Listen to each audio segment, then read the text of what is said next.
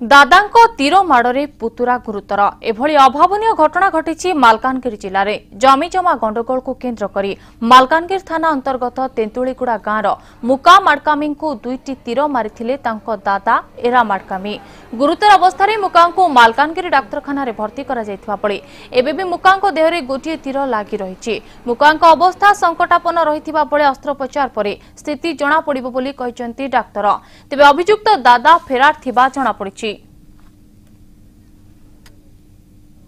तेबे संपर्क में अधिक सूचना फोन लाइन रही आम प्रतिनिधि देवव्रत साना। देवव्रत, मालकानगिरी वर्तमान समय जो खबरटी सामना को आसी जमीजमा गंडगोल को नहीं दादा जी रही पुत्रा को आक्रमण कर मरणांतक आक्रमण करमती कि जो दृश्यटी आसूची तीर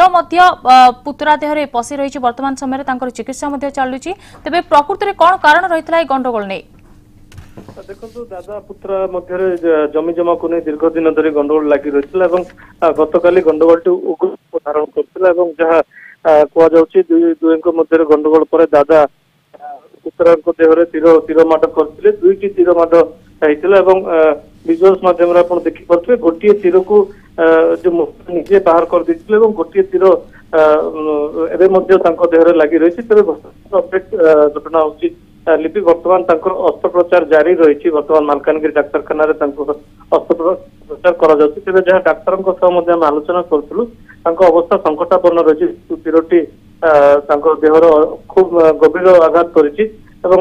अस्त्रोपचार पर ही जना पड़ो कौन प्रकृतर स्थिति रही वर्तमान केते